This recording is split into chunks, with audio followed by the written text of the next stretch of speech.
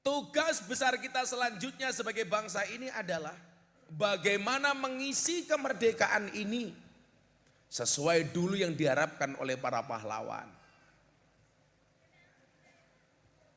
Perjuangan kita kali ini tidak harus mengangkat senjata. Tidak harus berlaga di medan perang. Tetapi kita diingatkan oleh Nabi, asyadul jihad, jihadul hawa. Jihad yang paling berat itu adalah jihad melawan hawa nafsu. Ini kalau diurai Pak Wabub ya. Jihad yang paling berat jihad hawa itu jihadnya pejabat menahan diri untuk tidak korupsi. Untuk sadar posisi sebagai seorang pejabat. Ini juga bagian dari jihad. Saya merasa 78 tahun Indonesia merdeka. Justru yang menghambat kemerdekaan itu adalah kelakuan para pejabat yang tidak bertanggung jawab.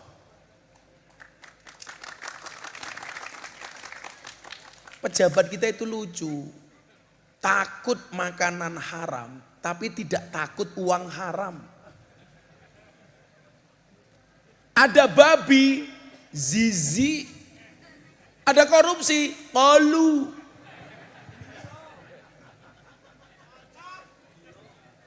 Betul?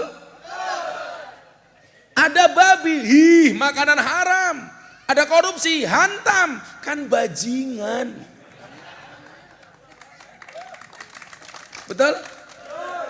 Untuk mengisi kemerdekaan kita hari ini, langkah yang paling bijak adalah imsak. Ayo sama-sama menahan diri. Pejabat menahan diri, memberikan contoh yang baik kepada rakyat. Apa Gus contoh yang baik? Jadilah pejabat yang bertanggung jawab. Sesuai dengan tanggung jawabnya sebagai seorang pejabat. Sehingga apa? Rakyat kecil tidak setiap hari disuguhi tontonan. Seorang menteri ditangkap sama jaksa agung atas kasus korupsi 8 triliun. Kasus BTS. Apa itu BTS kepanjangannya? Bancaan Tower Su. 8 triliun. Itu kalau untuk beli dawet Pak. Orang sak Malang Raya kelelep kabeh tak kandani. Bilang gitu ku onde-onde ngimbalang asu mlebu UGD tak kandani. 8 triliun Bu. Saya tuh kemarin ngitung, kalau 8 triliun itu untuk beli mobil Innova. Dari Banyuwangi sampai Palembang jalan penuh dengan uang itu. Dikorupsi. Kenapa pejabat korupsi? Karena tidak al-imsak, tidak menahan diri. Kenapa? Dia tidak sadar, asadul jihad jihadul hawa. Makanya menahan diri.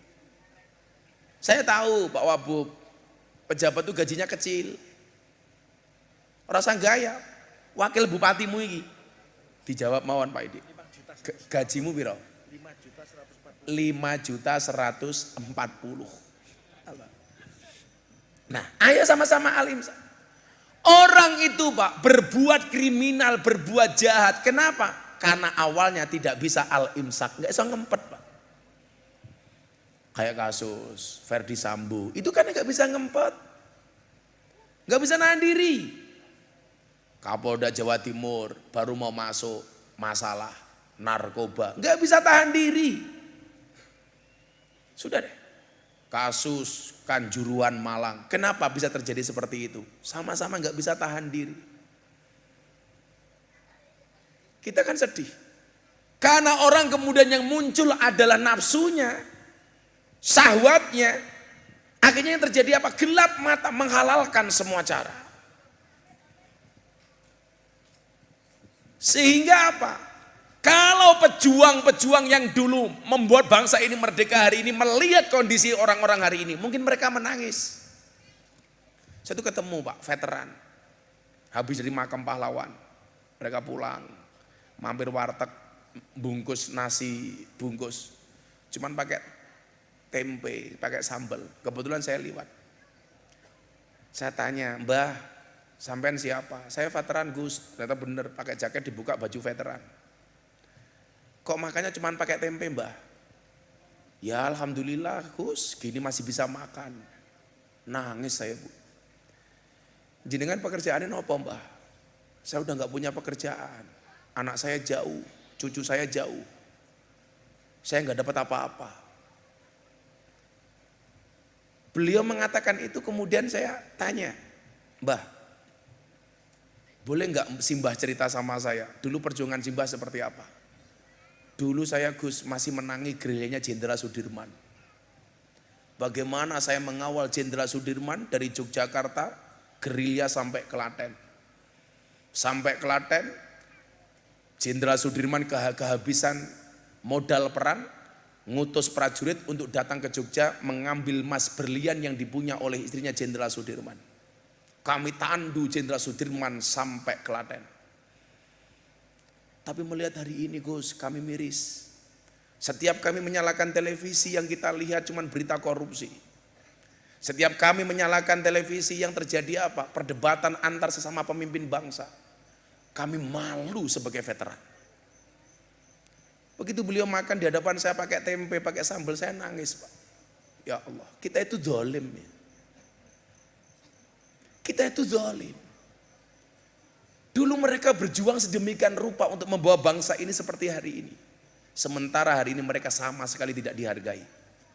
Sementara mereka yang berada di pucuk kepemimpinan tidak pernah mikir rakyat, tidak pernah mikir bangsa, tapi yang dipikir hanya perutnya sendiri. Betul?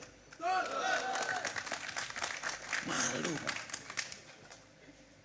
Dan ini besok akan ada pertanggungjawaban. Kullukum ra'in wa kullukum mas'ulun an ra'iyati. Setiap kamu adalah pemimpin dan setiap pemimpin akan dimintai pertanggungjawaban atas apa yang dipimpinnya. Gak akan lepas. Yauma la dzilla illa dzillu, satu hari di mana hari itu tidak ada pertolongan, perlindungan kecuali perlindungan dari Allah. Semuanya, kullu nafsin bima kasabat rohina, semuanya akan mendapatkan pertanggungjawaban itu. Saya itu pernah nembung sama Yaidah, Mbah Yai. Kulo tak leren dadi dai nggih. Beliau tanya, kenapa Gus? Saya itu malu Mbah Yai. Setiap hari pekerjaan saya ngalor ngidul ketemu dengan orang, ceramah di panggung. Saya merasa bagaimana besok hisab saya di akhirat begitu besar. Saya yakin betul apa yang disampaikan oleh Allah. Ya ayyuhalladzina amanu lima taquluna ma la taf'alun. Kabura maqtan indallahi an taqulu ma la taf'alun. Hai orang-orang yang beriman, kenapa kamu bisa berkata tetapi kamu tidak bisa menjalankannya? Kabura maqtan, kemurkaan Allah yang sangat besar bagi orang yang bisa berbicara tidak bisa melaksanakannya. Saya nembung sama bapak ibu saya, Bu, kulo tak leren nih. Saya malu. Tapi orang tua saya nggak mengizinkan. Nah, kamu malu.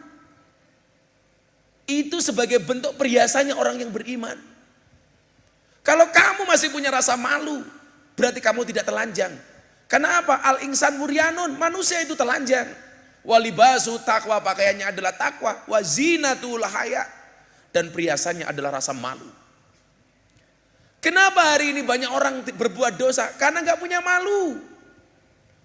Kenapa orang korupsi, pejabat korupsi? Karena nggak punya malu. Kenapa seorang istri berani dengan suami? Karena nggak punya malu. Maka bapak ibu saya bilang, nah, kalau kamu punya malu, berarti imanmu terjaga. Kamu diingatkan oleh Allah dari awal. Mumpung kamu masih muda, berperilakulah yang kemudian tidak membuat malu keluargamu, tidak membuat malu keluargamu, tidak membuat malu orang tuamu. Orang lupa, Pak Wabu. Orang yang korupsi itu berarti gak punya malu.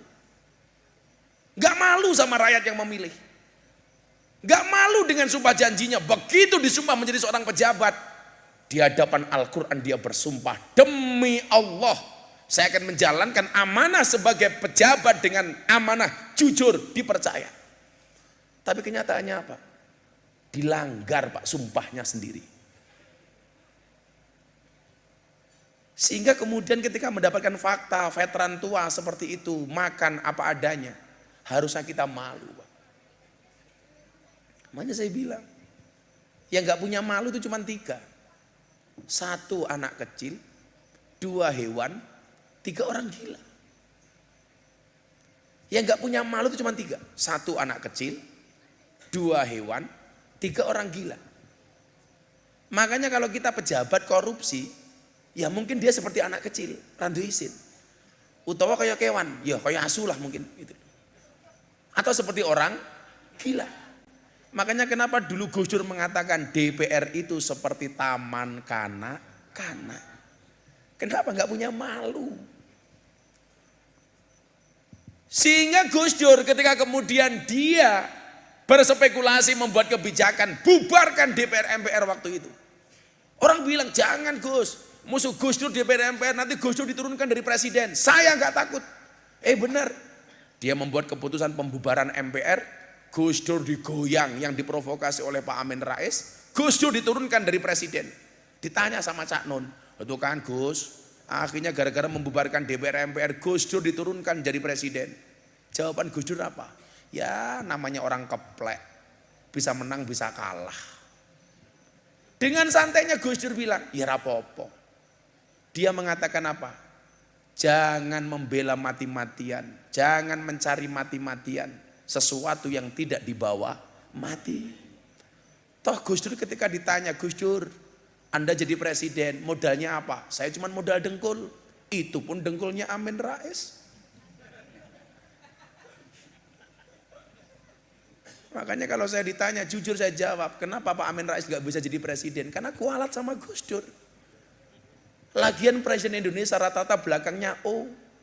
Lah namanya Pak Amin kalau dikasih O jadi lucu.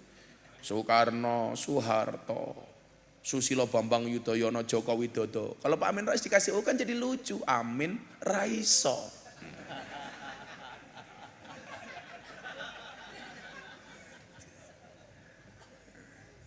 Ya, saya selawatan di sini. Kerja-kerja orang domblang-domblong.